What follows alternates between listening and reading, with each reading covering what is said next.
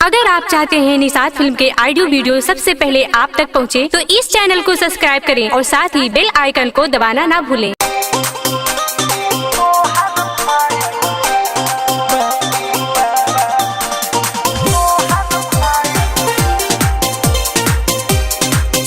गरिमा recording studio Boisar.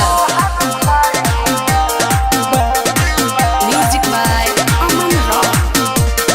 काहे के करेला हमसे मोहब्बत, हमारा से तोहर ना पूरी हो चाहत। काहे के करेला हमसे मोहब्बत, हमारा से तोहर ना पूरी हो चाहत। हाय पिंक लिपस्टिक कोइले दिल के घायल बा।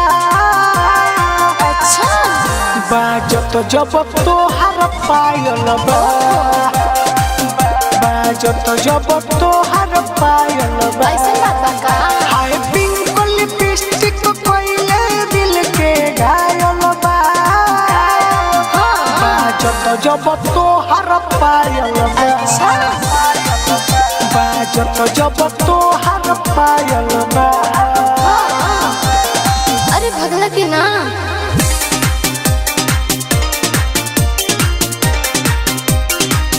बाजत जब तोहर पायल बा।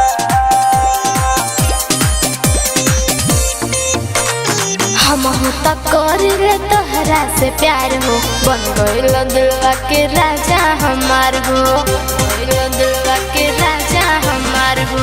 हम होता करिले तोहरा से प्यार हो, बन गइल दिलवा के राजा हमार हो। दिल में बसल बाटे तोहरी सुरतिया, ओहो चांदनियन चमकेला तोहरी मूरतिया। अच्छा। आए तोहरे सूरत मिलत दिल के आयल बा। बाजत जब तोहर पायल बा। ऐसे बात का बाजत जब तोहर पायल बा। हाय पिंक लिपस्टिक कोइले दिल के घायल बा। ऐसे बात का बाजत जब तोहर पायल बा। ओ माय गॉड बाजत जब तोहर पायल बा। ओहो तोहर पायल बा। तोहर पायल बा। Music by Aman Rock. तोहरा ला करिले सर हो सिंगारवा, आँखी के सोजा रह बन के कजरवा। तोहरा ला करिले सर हो सिंगारवा, आँखी के सोजा रह बन के कजरवा। नितेश निराला से करया के भेंट हो।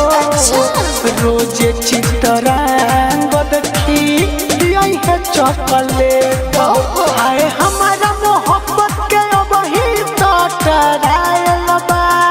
ऐसा बात का बाजत जब तोहर पायल बा। पायल बा। बाजत जब तोहर पायल बा।